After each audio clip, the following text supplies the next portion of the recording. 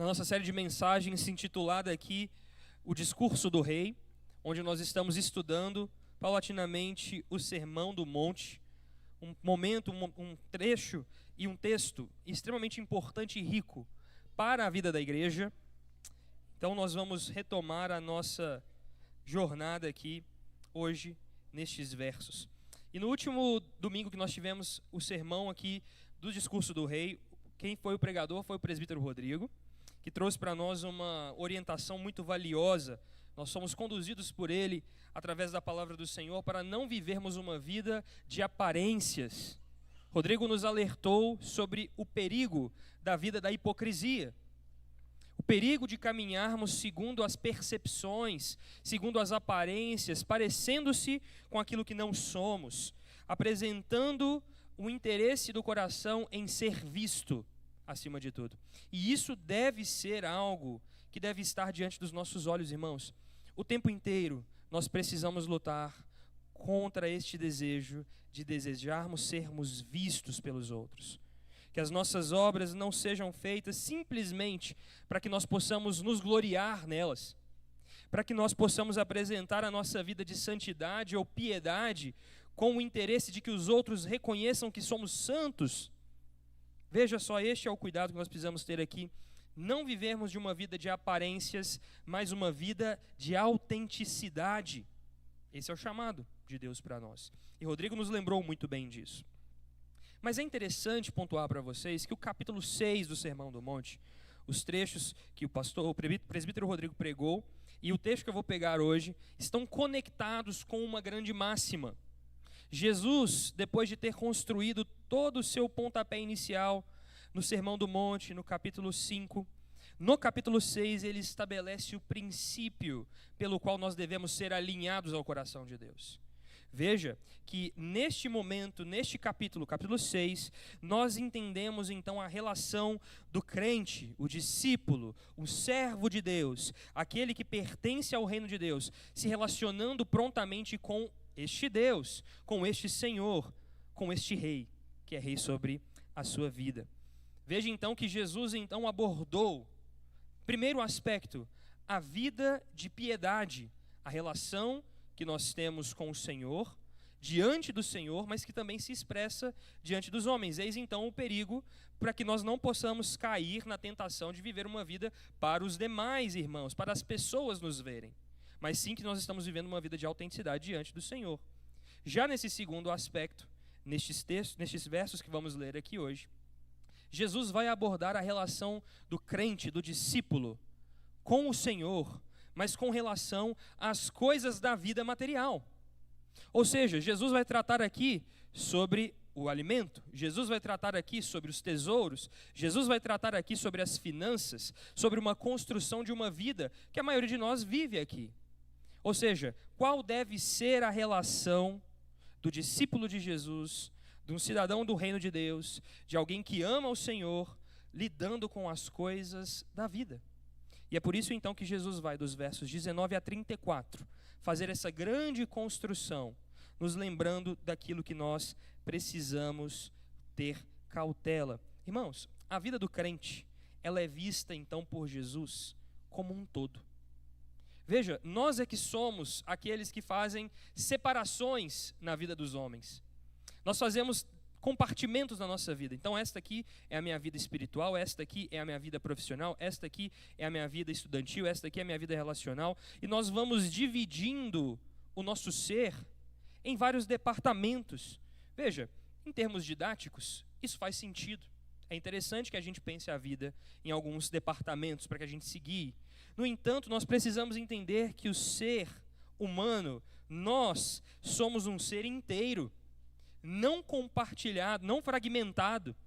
Lembra aí daquele filme, Fragmentado? Nós não somos fragmentados, irmãos. Nós não estamos aqui divididos em várias partes que são unidas aqui. Não, preste atenção. Veja que o que Jesus está nos ensinando é que toda a vida, em toda a sua expressão, importa. Importa a vida de piedade. Importa como nos relacionamos com o Senhor em uma vida de devoção a Deus. Importa também como nos relacionamos com as coisas que nós chamamos aqui, e principalmente a nossa geração usa muito este termo, de vida secular. Ou seja, todas estas coisas estão interligadas na vida do crente. Ou seja, por mais que pareça interessante usar essa definição secular ou religioso, nós precisamos entender aqui que Deus está enxergando o ser humano como um ser completo. E todas essas esferas estão conectadas, formando uma unidade. E é por isso, então, que Jesus trata primeiro da vida de devoção privada. E agora trata da vida e da conduta do crente sobre o olhar de Deus, mas no mundo, nos contextos da vida comum. No primeiro aspecto, irmãos, veja que Mateus capítulo 6, versos 1 a 18, vai nos apresentar uma tentação à hipocrisia, à falsa religião. E qual é o símbolo da falsa religião, irmãos? O símbolo da falsa religião é aqui colocado para nós como a figura dos fariseus.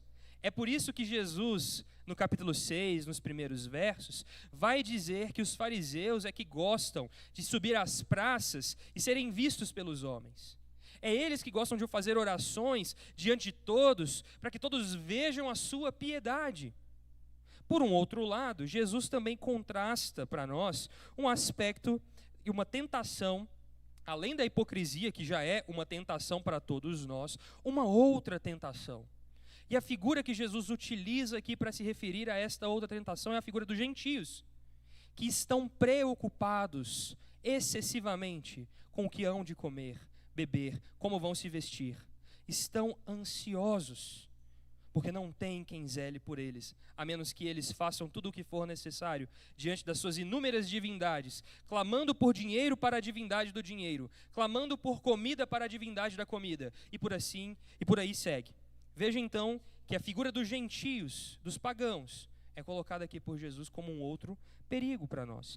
Ambos, a hipocrisia e a ansiedade, são inimigos, irmãos, da vida e de um coração alinhado com o reino de Deus. Jesus então está construindo aqui, e deseja que você seja conectado a isso, uma ética, uma vida completa no reino de Deus. Como um discípulo de Jesus deve viver. Como alguém que é cidadão do reino dos céus deve participar da sua vida na sua devoção. Como deve participar da sua vida nas coisas do cotidiano. Como deve cuidar do coração e como deve lidar com os perigos ao seu redor. Portanto, nessa manhã, nós vamos tratar um pouco a respeito da ansiedade. Tanto este sermão quanto o sermão da semana que vem estão conectados, irmãos. Nós estaremos tratando sobre o assunto da ansiedade em toda essa seção do texto, dos versos 19 a 34. No entanto, hoje, por motivos didáticos, nós vamos tratar dos versos 19 a 24. Vamos fazer a leitura juntos, então, do texto. Verso 19 diz o seguinte do capítulo 6. Não acumulem tesouros sobre a terra, onde as traças e a ferrugem corroem, e onde ladrões escavam e roubam. Mas ajuntem tesouros no céu, onde as traças e a ferrugem não corroem, e onde os ladrões não escavam e nem roubam. Porque onde estiver o seu tesouro, aí estará também o seu coração. Os olhos são a lâmpada do corpo. Se os seus olhos forem bons, todo o seu corpo será cheio de luz. Se, porém, os seus olhos forem maus, todo o seu corpo estará em trevas. Portanto, se a luz que existe em você são trevas, que grandes trevas serão. Ninguém pode servir a dois senhores, porque ou irá odiar um e amar a outro, ou irá se dedicar a um e desprezar o outro. Vocês não podem servir a Deus e às riquezas. Vamos orar, pedindo a iluminação do Espírito Santo de Deus sobre nós. Santo Senhor, nós nos apresentamos mais uma vez diante de Ti, pedindo a direção e a iluminação do Teu Santo Espírito sobre nós nesta manhã. Que o Senhor possa derramar sobre nós a Tua graça e que possamos compreender e ter os nossos corações e mentes alimentados pela Tua santa e viva palavra. Guarda-me, Senhor, para que eu seja um instrumento nas tuas mãos e que não seja um empecilho para aquilo que o Senhor deseja fazer aqui. Mas que o Senhor fale também ao nosso coração e nos direcione a todo o correto entendimento segundo a obra do teu Santo Espírito. Essa é a nossa oração, em nome de Jesus. Amém. Amém. Irmãos, estamos tratando então sobre ansiedade. E eu já quero começar fazendo aqui um adendo, uma distinção extremamente importante. A ansiedade, como retratada biblicamente, ela é distinta daquele transtorno patológico que nós conhecemos como transtorno de ansiedade e que geralmente está associado a fatores fisiológicos e químicos. Veja, uma pessoa que sofre com um transtorno de ansiedade tem alterações hormonais, sofre com pressões externas ao seu próprio corpo.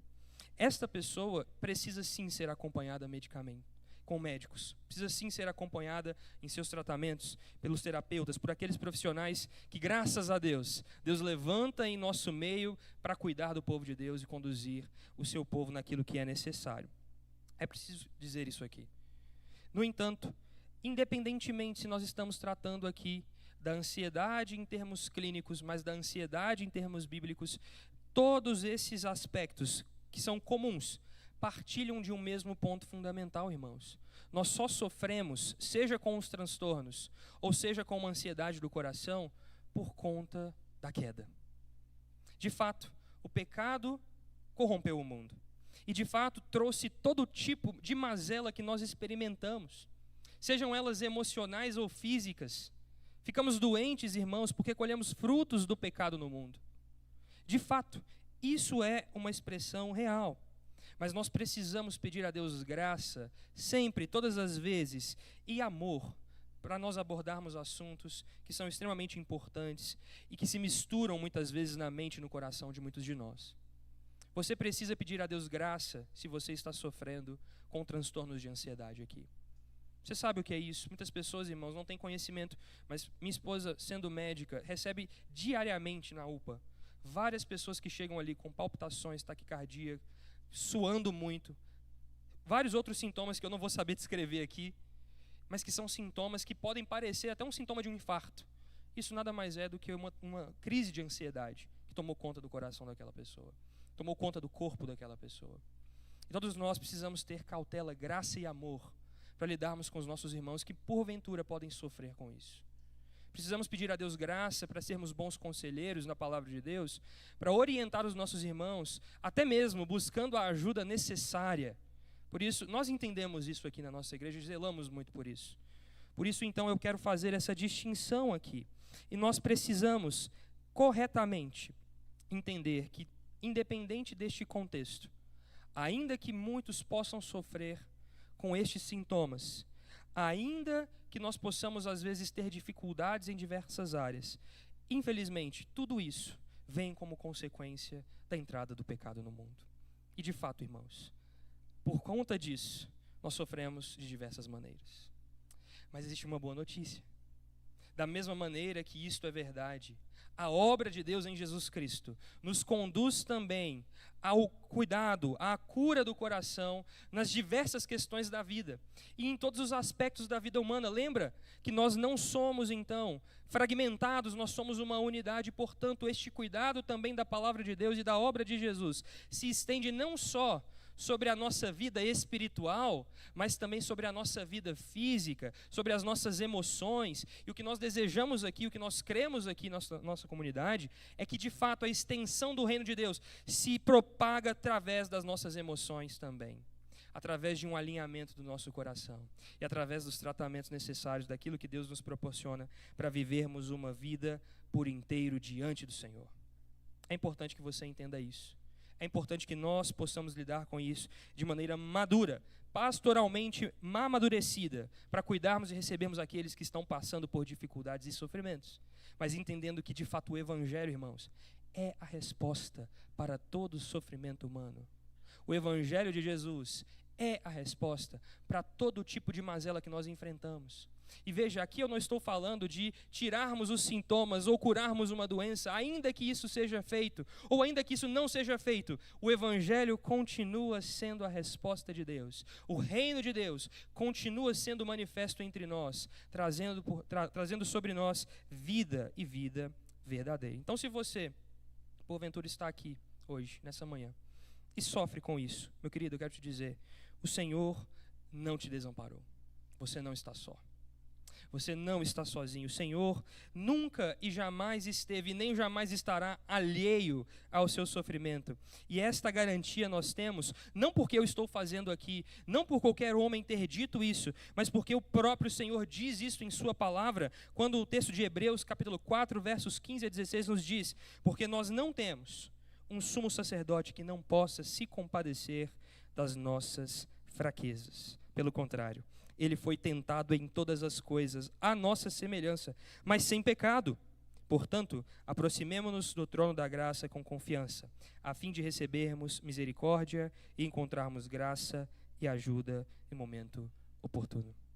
Que nós possamos nos ancorar nesta verdade, que nós temos um sumo sacerdote, que é homem, verdadeiramente homem, Jesus, que experimentou todos os nossos sofrimentos e dores, mas não experimentou o pecado. Glória a Deus por isso.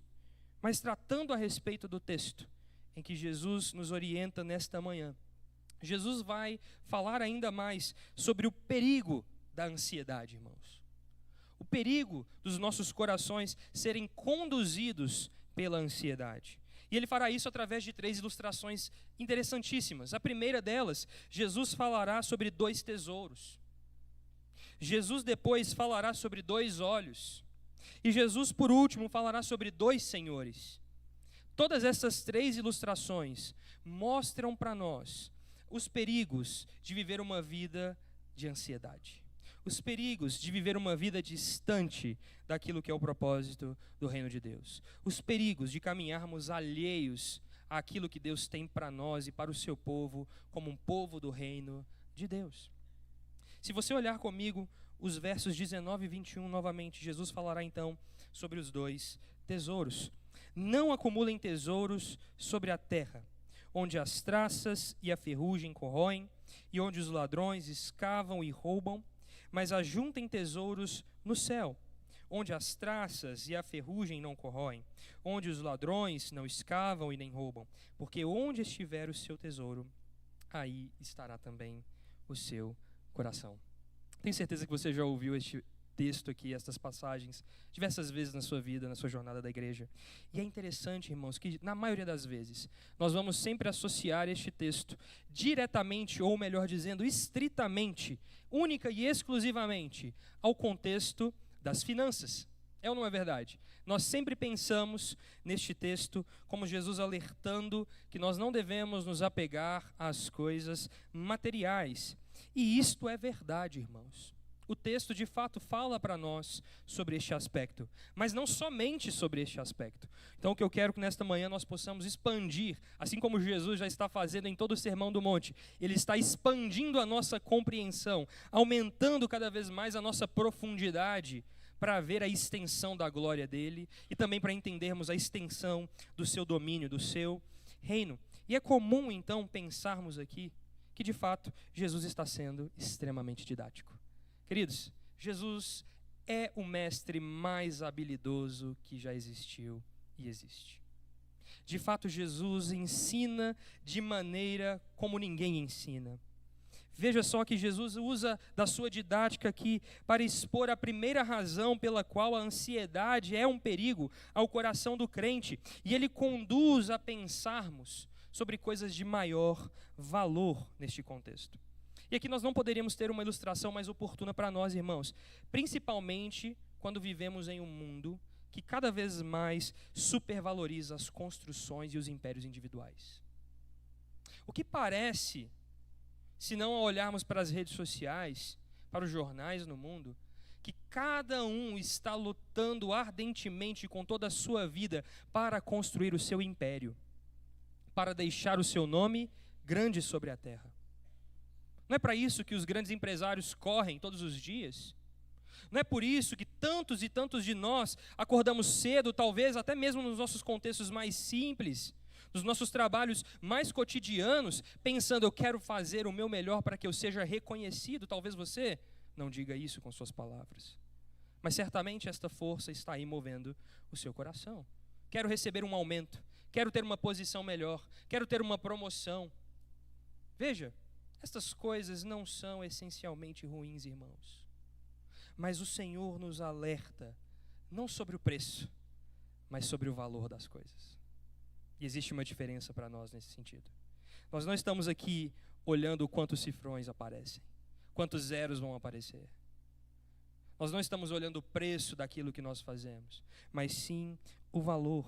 E para que isso fique mais claro, Jesus vai usar então o imperativo negativo no início, um chamado de que nós não devemos fazer, e o chamado de Jesus é: não acumulem tesouros sobre a terra.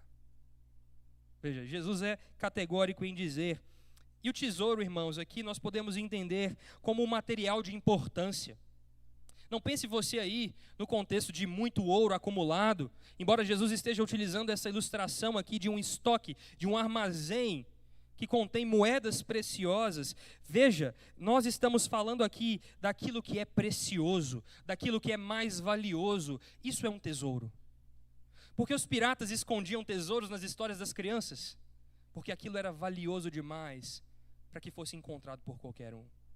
Veja, Jesus então está nos alertando sobre aquilo que é valioso, sobre aquilo que vale a pena lutar e guardar. Não é à toa que Jesus utiliza a metáfora do tesouro em outro contexto das suas falas, em uma das suas parábolas, para se referir ao reino de Deus. Como aquele homem que encontrou um tesouro e vendeu todas as coisas para comprar aquele lote onde estava o tesouro. Assim também é o reino de Deus. É isso que Jesus vai dizer em Mateus capítulo 13. O reino dos céus é semelhante a um tesouro escondido sobre um campo. Um homem achou e escondeu, e então transbordante de alegria vai e vende tudo o que tem e compra aquele campo. Jesus então está utilizando a mesma figura sobre aquilo que é mais valioso, aquilo que vale a pena guardar e que deve ser preservado, para falar a respeito de como nós não devemos viver as nossas vidas. O discípulo de Jesus, alguém que é súdito do reino dos céus, que serve a um rei, Senhor, Jesus, o Messias, este não deve ajuntar tesouros sobre a terra. Vale dizer aqui, irmãos, que Jesus não está dizendo que os seus discípulos não podem ter posses, ou que ainda muitos querem interpretar estas falas de Jesus como literais, por assim dizer, e até trazerem votos de pobreza aqui. É importante que nós nos lembremos que a ilustração que Jesus dá aqui, assim como Jesus faz em todo o Sermão do Monte, utilizando figuras de linguagem e expressões de ênfase e de impacto, ele está nos ensinando um princípio fundamental da confiança em Deus. O porquê de que os crentes não devem juntar tesouros sobre a terra? Esta é a pergunta que deve brilhar no seu coração nessa manhã. Não o fato de que Jesus nos orienta a não fazer, mas o porquê Jesus faz isso. O porquê que Jesus nos orienta a não ajuntarmos tesouros sobre a terra. Em todos os outros contextos dos evangelhos, Jesus vai criticar e trazer de fato um ponto aqui sobre o acúmulo egoísta dos recursos. Jesus vai colocar a sua ideia em oposição a esta, irmãos. De fato, o chamado para os discípulos de Jesus não é ao acúmulo ganancioso, pretensioso de recursos, para que você tenha mais e faça o seu nome célebre sobre a terra. Não, este não é um chamado de fato para os filhos de Deus. Jesus então está nos mostrando que os discípulos devem viver uma vida de generosidade. E a generosidade, irmãos, importa para nós, indica para nós onde está o coração. Nós só somos generosos quando entendemos de fato qual é o nosso tesouro. Se os nossos tesouros se limitam aos tesouros terrenos, sejam eles materiais ou não, certamente nós faremos de tudo para preservar aquilo que temos. E isso é contrário à vida de generosidade. Veja então que fica perceptível que, embora o tesouro não seja exclusivamente aqui limitado aos recursos financeiros, a ideia da riqueza financeira é extremamente oportuna para ilustrar para nós que o tesouro é tudo aquilo que podemos chamar de construções humanas, estruturas dos homens, e que podem ser os nossos troféus. Algo assim aconteceu na história da humanidade, irmãos, em Gênesis no capítulo 11. Quando aqueles cidadãos estavam ali desejando fazer uma torre tão alta que alcançasse os céus, com um objetivo simples, mas extremamente impactante. O objetivo deles era: vamos fazer o nosso nome célebre sobre a terra. O espírito de Babel, irmãos, continua. A realidade, o contexto, a esfera de atuação é a mesma. E assim será até o último dia das nossas vidas. Vivemos em um mundo onde os homens estão constantemente buscando fazer o seu nome célebre, com as suas intenções mais egoístas e orgulhosas. E o motivo do imperativo de Jesus para não juntarmos tesouros fica ainda mais claro para nós quando ele continua dizendo ainda no verso 19: não juntem tesouros sobre a terra, onde as traças, a ferrugem corroem, onde os ladrões escavam e roubam. Traças, ferrugem, ladrões são perfeitos sinalizadores, irmãos, de que as coisas deste mundo duram pouco. Tudo é passageiro, queridos. Nada aqui permanece. Tudo passa. Tudo é efêmero. É por isso que o autor de Eclesiastes, Salomão, vai descrever que tudo é vaidade, que não passa de vapor, porque as coisas, de fato, perdem o seu valor.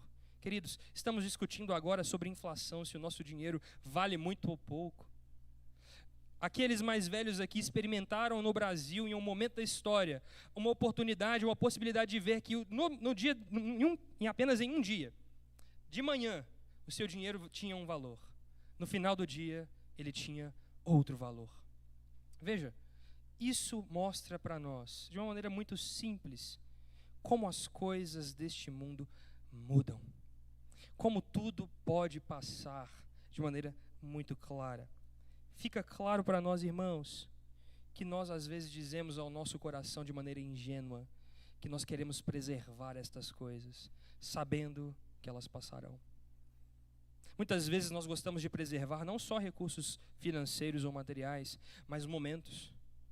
Nós lutamos com unhas e dentes para preservar contextos sociais, contextos de amizades, mas que muitas vezes nos apresentam como contextos plenamente mundanos, que vão passar, que vão se esgotar. Tudo é passageiro, queridos.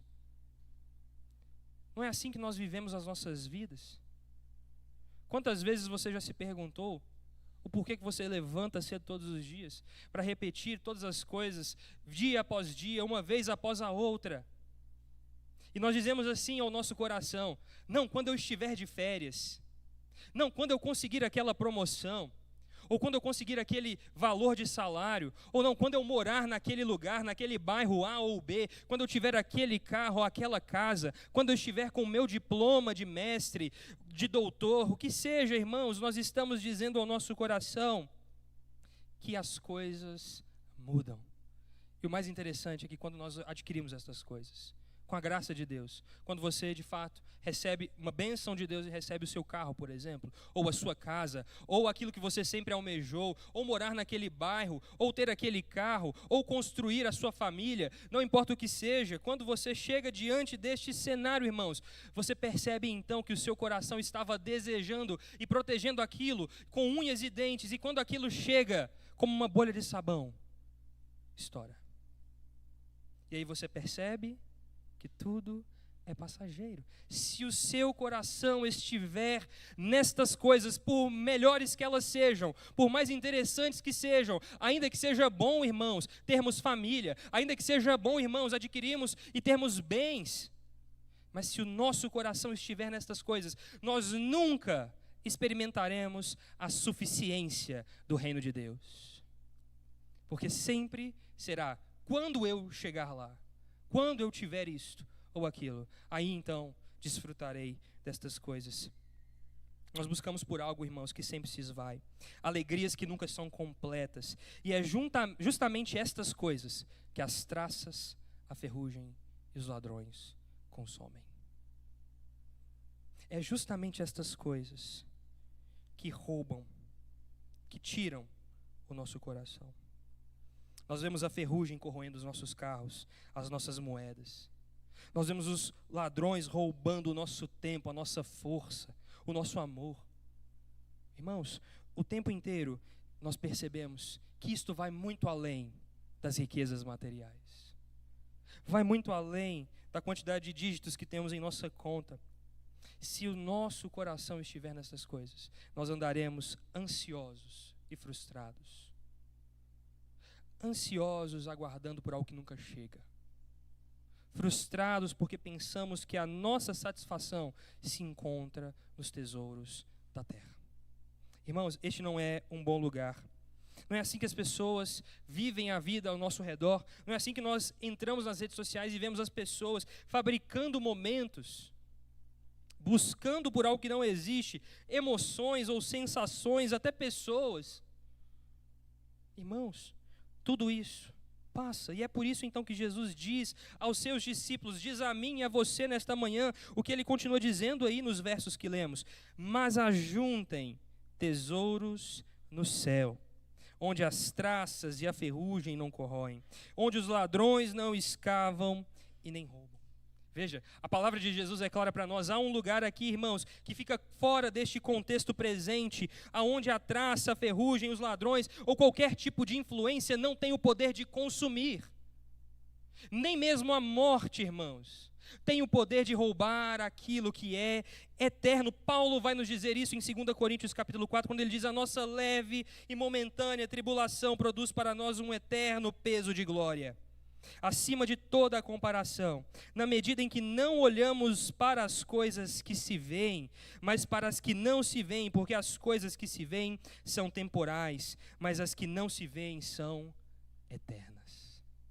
Irmãos, o reino dos céus não é só um lugar, mas sim a completa expressão do governo, domínio e autoridade de Deus, em seu amor e justiça e bondade e equidade. E neste domínio, nesta esfera, neste terreno precioso, ali nós encontramos a segurança, a provisão, para então ajuntarmos os nossos tesouros.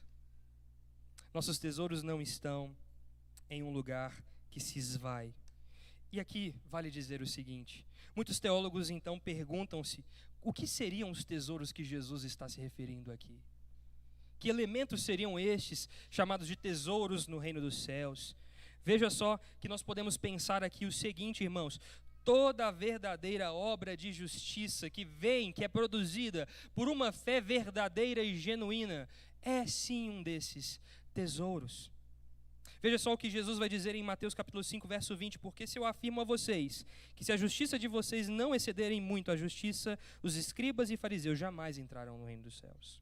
Jesus afirma então sobre uma justiça mais excelente. Mateus capítulo 6, verso 4, Jesus ainda diz para nós a respeito desta justiça excelente, quando ele diz: para que a sua esmola fique em secreto, e o seu pai que lhe vê em secreto lhe dará a recompensa. De fato existe aqui, irmãos, um chamado de Jesus para nos mostrar que de fato Deus é um bom pai que dá presentes aos seus filhos. Deus cuida dos seus filhos. E aqui então nós não estamos nos referindo à salvação, porque de fato nós não ajuntamos para nós tesouros para a salvação, irmãos. A salvação, ela vem mediante a obra de Jesus, pela graça e a fé depositadas no Senhor e Salvador, e isso não é obra humana, e isso não pode ser juntado por nós como nós juntamos moedas, não. No entanto, uma vez genuinamente salvos, produzimos frutos de justiça, como Paulo vai dizer em Efésios capítulo 2, para as boas obras nas quais fomos preparados para andarmos nelas. Ou seja, estas boas obras têm um peso eterno, irmãos. Não pelos nossos méritos, mas porque Cristo nos habilita pelo seu próprio mérito a vivermos uma vida gloriosa. Ou seja, a obra de vida de um discípulo de Jesus, de um cidadão do reino de Deus, é uma obra que possui um peso eterno. E Deus, de fato, no último dia, no dia do juízo, julgará diante de todos nós as nossas obras. Não estamos tratando aqui, então, irmãos, sobre a salvação, mas estamos tratando, de fato, sobre tesouros eternos, coisas preciosas. E é por isso, então, que nós precisamos entender que isso se envolve e se desenvolve através de um caráter semelhante a Cristo, um crescimento verdadeiro e genuíno na fé, esperança e caridade, o conhecimento de Cristo, o esforço para a evangelização, o uso dos recursos para a propagação do Evangelho. Tudo isso, irmãos, feitos no Senhor, como palavras do apóstolo Paulo vai nos dizer, todo esforço feito no Senhor não é vão. Certamente possuem um peso eterno, à prova de traças, ferrugem e ladrões. Precisamos lembrar disso. E é por isso então que Jesus nos diz a verdade, irmãos. Onde estiver o nosso tesouro, ali estará o nosso coração. O que o nosso coração almeja? O coração do homem é a âncora do ser humano. Aonde o coração dele estiver fixado, todas as outras coisas serão inclinadas ali. Onde está o seu e o meu coração, irmãos? Você é o que você ama. Onde estão alinhados os seus afetos? Os seus afetos estão alinhados na busca incessante por coisas materiais? Busca por satisfação nas pessoas? Onde está o seu coração, o nosso coração, irmãos? Deve estar nas palavras do Senhor, quando Ele diz a nós em Deuteronômio capítulo 6, verso 5, portanto ame o Senhor, o seu Deus, de todo o seu coração, de toda a sua alma e com toda a sua força. Irmãos, o amor genuíno por Deus aniquila todo e qualquer tipo de materialismo vazio. O amor genuíno por Deus aniquila todo tipo de ismos que nós poderíamos criar no mundo em que vivemos. Se você colocar o seu coração diante de Deus e dispor o seu coração para amar a Deus, certamente você viverá uma vida de suficiência, irmãos. Não porque você fez algo, mas porque você colocou o seu coração naquele que é o Senhor de todas as coisas, que domina sobre todas as coisas e governa sobre todas as coisas, e ali estará então o seu tesouro no Senhor e no seu governo. Onde está o seu coração nessa manhã? Será que seu coração está inclinado a todos esses ismos que nós poderíamos escrever aqui?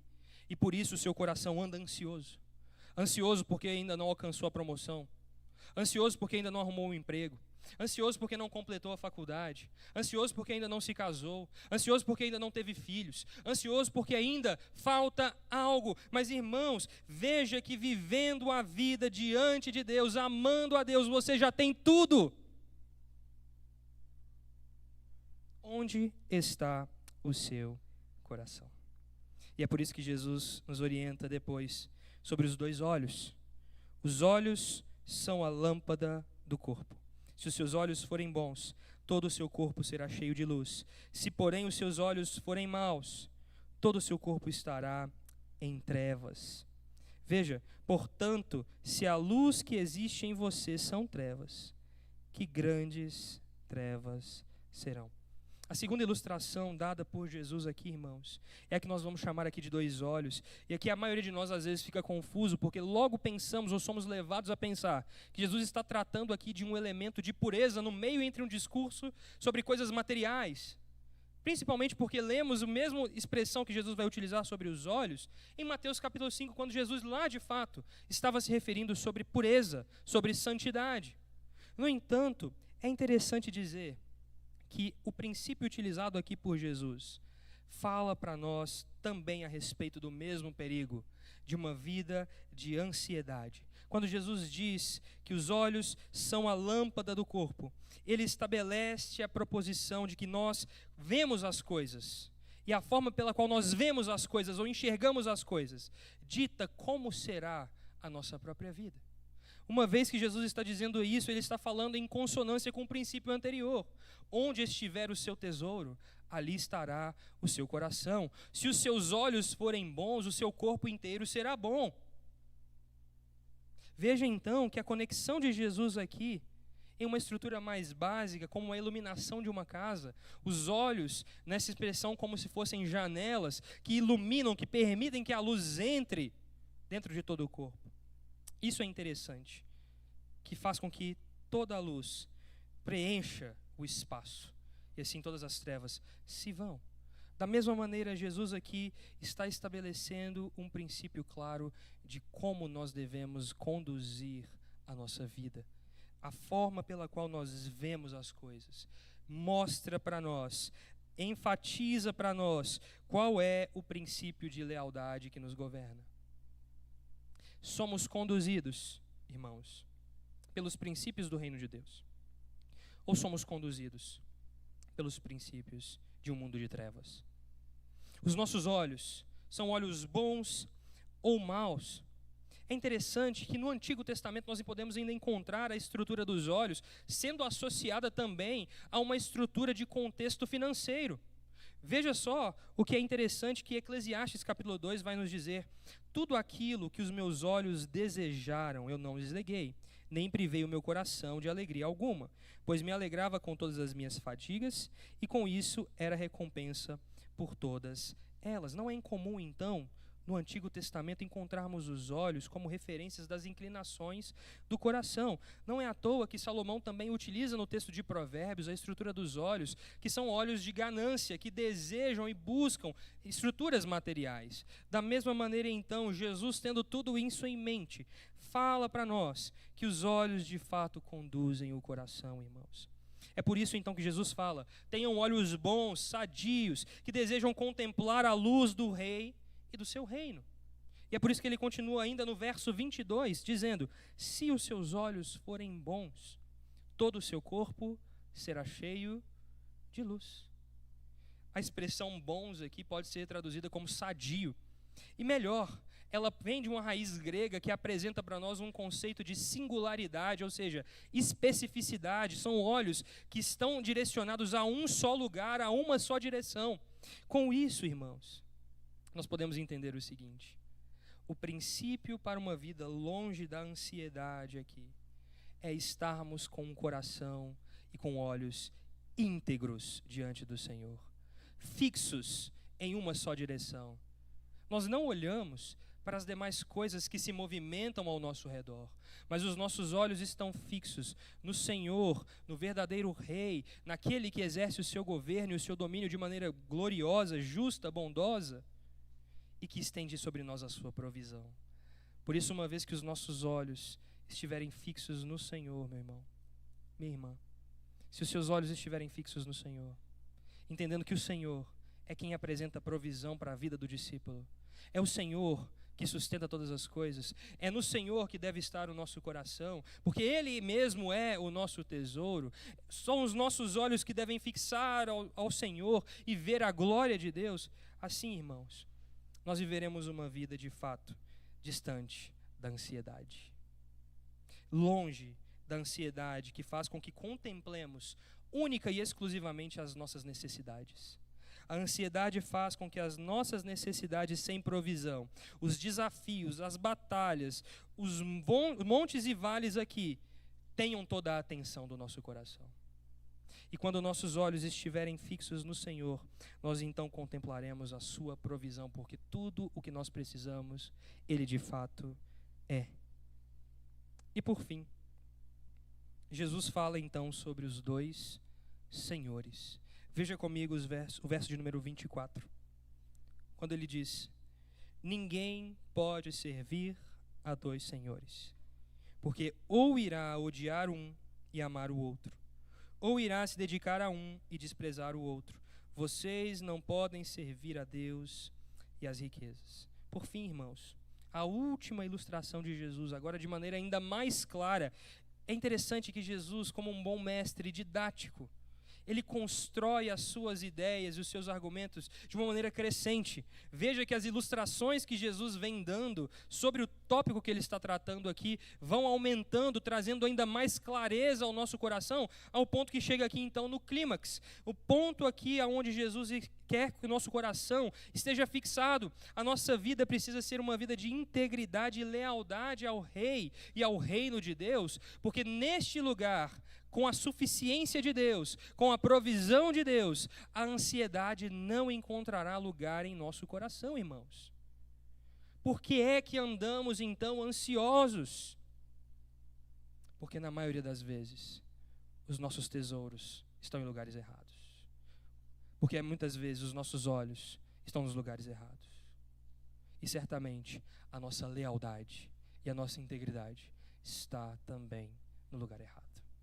É por isso então que Jesus adverte aos seus discípulos sobre o perigo de ter um coração distante da integridade, de não ter um coração inteiro, por completo, naquilo que se revela como realidade do reino de Deus. Irmãos, o reino tem um rei, e este rei é todo-poderoso, onisciente, onipresente. Eu digo a você, você não é onisciente, nem onipresente, nem onipotente. Nós, como o pastor Cristiano disse aqui, é que dependemos de Deus. Nesse sentido, se a nossa vida for vivida buscando depender de nós mesmos, da força do nosso braço, da nossa capacidade de saber, de conhecer ou de poder fazer algo, nós seremos os mais infelizes dessa terra e o nosso coração estará entregue por completo à ansiedade da vida. Nós precisamos então viver uma vida de integridade. É por isso que Jesus vai dizer aqui, irmãos, servir a dois senhores é impossível. Impossível, não é apenas difícil, irmãos. É impossível servir a dois senhores. Jesus não está aqui falando sobre os empregos modernos, como muitos aqui trabalham em dois lugares, ou têm duas ocupações. Não, meus irmãos, aqui Jesus está falando sobre senhores absolutos. E o termo que Jesus usa aqui é o mesmo relacionado ao senhorio de escravos. Você só pode ser servo de um senhor. Não há possibilidade aqui, então, de lealdade dividida. O contrário de integridade de coração. Não há possibilidade disso para nós, irmãos.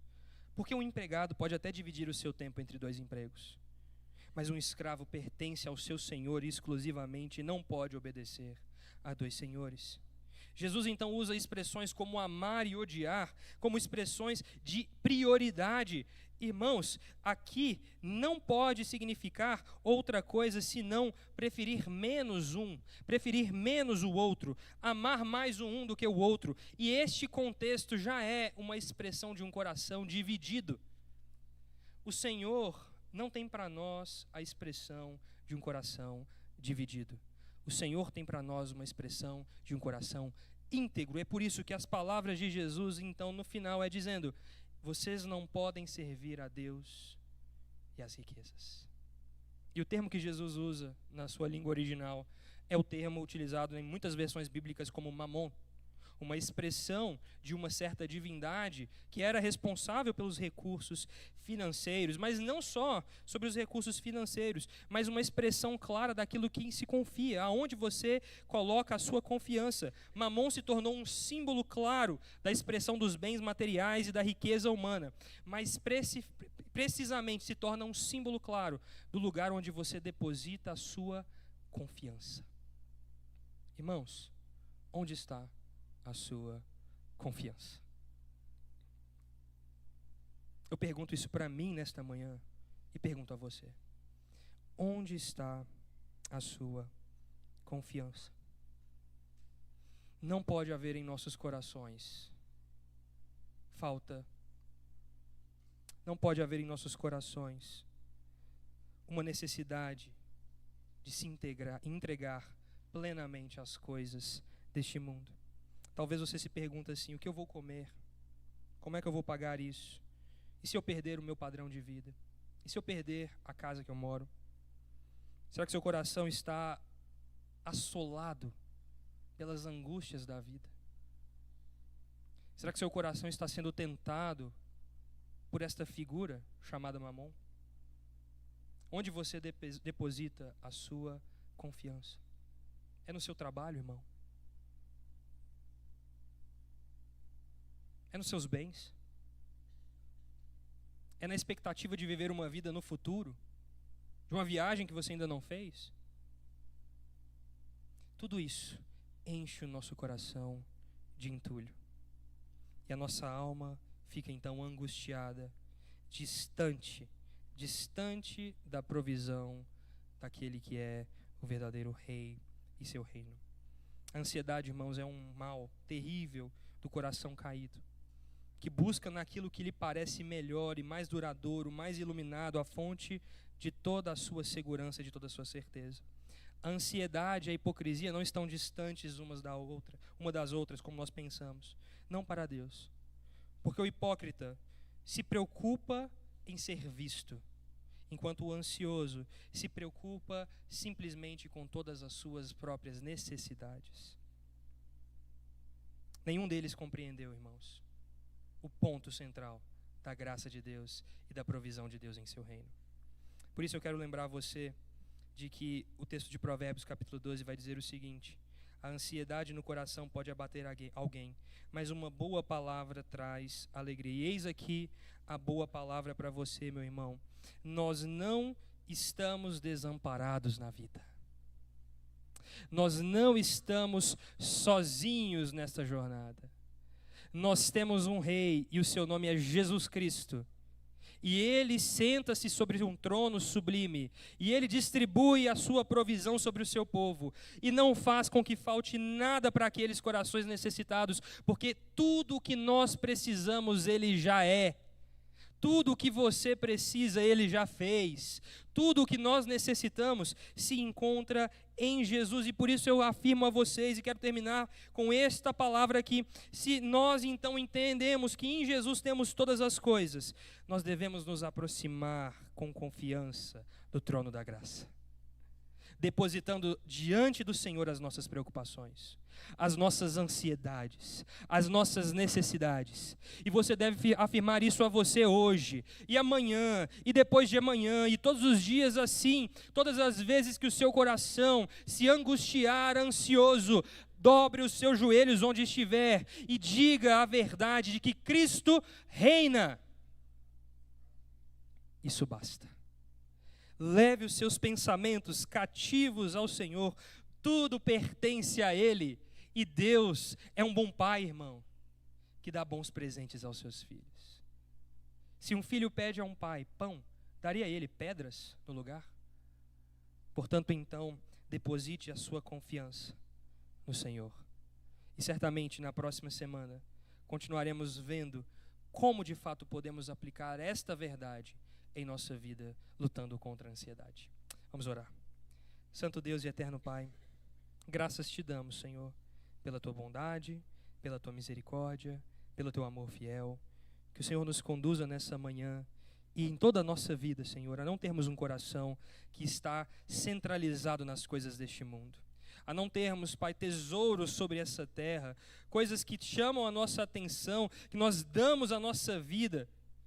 Que o Senhor nos livre, ó Pai, de termos um coração que está aflito, como se não tivesse um Senhor, um Deus que reina sobre ele.